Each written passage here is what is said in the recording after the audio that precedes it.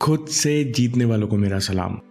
जब गौतम बुद्ध ने कहा मेरे मरने के बाद मुझे गुरु मानकर मत चलना, तो आनंद की आंखें नम हो गईं। फिर तथागत ने भिक्षुओं से कहा, अगर आपके मन में कोई सवाल हो तो पूछ लीजिए, किसी प्रकार का संशय मत रखिए। लेकिन सारे भिक्षु चुप रहे। 3 बार तथागत ने प्रश्न पूछा, लेकिन सब चुप रहे। तथागत अब वृद्ध हो चले थे। पूरा जीवन आनंद ने गौतम बुद्ध के साथ रहकर उनकी सेवा की। एक दिन जब तथागत आराम कर रहे थे, तब कुटिया के बाहर से किसी के रोने की आवाज आई।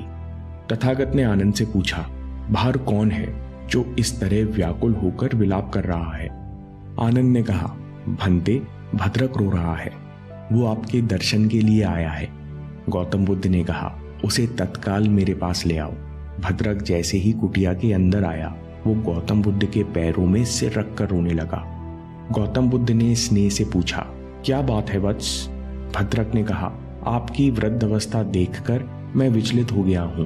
जब आप हमारे साथ नहीं होंगे तब हमारा मार्गदर्शन कौन करेगा? भद्रक की बात सुनकर गौतम बुद्ध मुस्कुराए और बड़े ही स्नेह से सिर पर हाथ फेर कर बोले, भद्रक, अपने दीपक स्वयं बनो।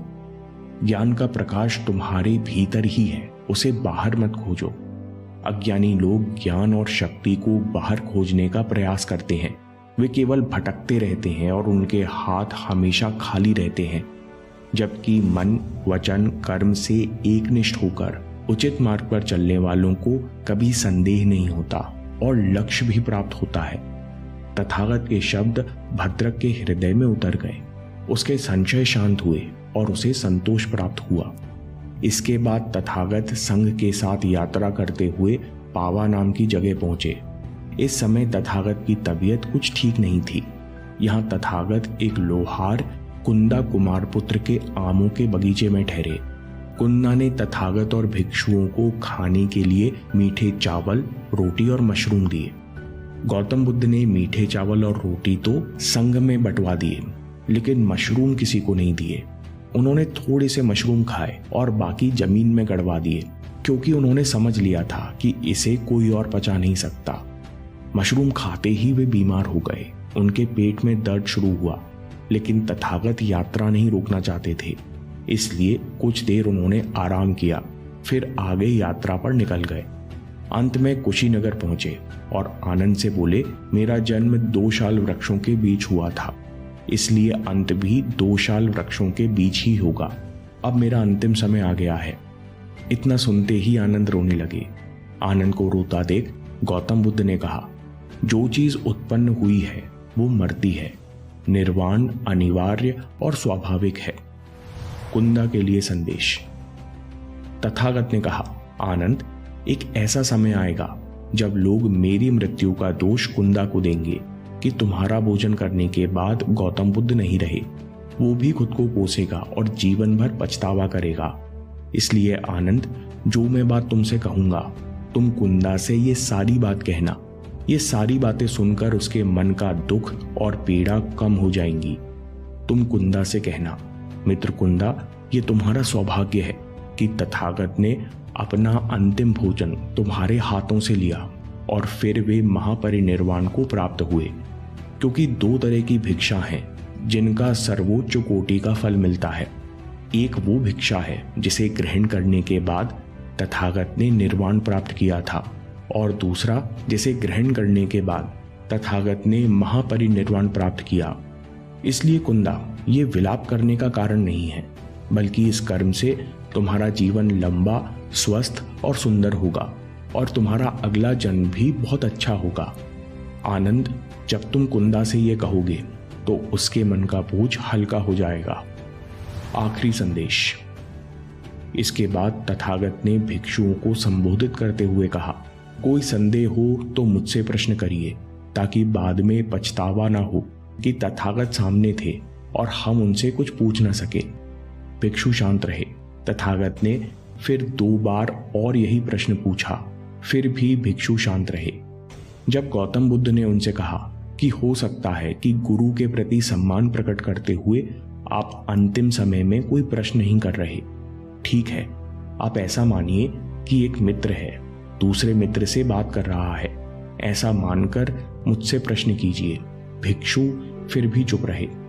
आनंद ने तथागत से कहा, भंते, मुझे पूर्ण विश्वास है कि यहाँ एक भी ऐसा भिक्षु नहीं है जिसे बुद्ध मार्ग या अभ्यास को लेकर कोई संदेह या उलझन हो। तथागत ने कहा, प्रिय आनंद, तुम तो विश्वास से कह रहे हो, लेकिन मैं तो जानता हूं कि यहाँ उपस्थित सभी 500 भिक्षु सुयोग्य हैं और सभी मुक्ति पाने वाले हैं। इसके बाद भगवान बुद्ध ने आखिरी उपदेश दिया। तथागत ने कहा, मैं आप लोगों को केवल रास्ता दिखा सकता था, मैं अब आप लोगों को प्रेरित करता हूं। बढ़ो, आगे बढ़ो। जितनी भी चीजें आपने पकड़ रखी हैं ये सब जाने वाली हैं, सब नश्वर हैं। मन पर पूर्ण विजय पाने के लिए पूर्ण निष्ठा और ईमानदारी से उद्यम करो। दोस्तों, इन वाक्यों में महत्वपूर्ण लेसन छुपे हुए हैं। सबसे पहले इम्परमानेंस यानी नश्वरता। तथागत कहते हैं कि दुनिया में हर चीज, हमारा शरीर, अनुभव, ज्ञान, पैसा, प्रसिद्धि, हार जीत, ये सब कुछ नश्वर हैं, ये सब मिटने वाले हैं। हम केवल पसंद या नापसंद के चलते यानी अहंकार के चलते इन चीजों को पकड़े रहते हैं, इसलिए डर, चिंता और मन के विचारों में फंस जाते हैं। इसी को दुख कहते हैं। इस दुख से मुक्त होने के लिए हमें सबसे पहले नश्वरता को स्वीकारना होगा कि कोई भी अनुभव, कोई भी ज्ञान, ये शरीर कुछ भी टिकने वाला नहीं है। सब कुछ प्रकट होता है और नष्ट होता है, सब कुछ जन्म लेता है और मिट जाता है। हर विचार केवल आ रहा है और जा रहा है। इसके बाद सचेत होकर हमें इस पल में रहना है। तथागत के संदेश का दूसरा लेसन है माइंडफुलनेस। गौतम बुद्ध कहते हैं कि अपनी साधना और प्रयास पर पूर्ण भरोसा रखो, यानी जीवन के हर पहलू में, हर स्थिति में सचेत रहकर विचारों, इच्छाओं, वासनाओं, सुख दुख सबको बिना विचलित हुए देखो। ऐसा करने से हम प्रेजेंट मोमेंट में यानी इस पल में रहते हैं और सभी प्रकार के संशय और दुख से दूर हो जाते हैं। एक निष्ठ अभ्यास। तथागत कहते हैं कि जब मन नियंत्रण में होता है तो बाहर सहायता ढूंढने की इच्छा खत्म हो जाती है। इसलिए वही सफल होगा जो अपने अभ्यास से सच को जानेगा कि शक्ति और शांति का सोर्स आपके अंदर ही है। इसलिए दोस्तों, ये बात जानो कि सारी शक्ति आपके एक निष्ठ अभ्यास में छुपी है। इसलिए अपनी सहायता खुद करो। इंसानी चेतना की 4 अवस्था होती हैं। ओशो कहते हैं कि सच्चाई ये है कि मन आपको छू भी नहीं सकता, क्योंकि मन आपको नहीं बल्कि आप में प्रकट होता है। ओशो की अद्भुत कहानी पर अगला वीडियो देखिए या बात के लिए सेव कर लीजिए, क्योंकि आपके समय से कोई वीडियो, कोई ऐप, कोई न्यूज़ कीमती नहीं है। मैं काम के किस्से लाता रहूंगा। हम जीतेंगे।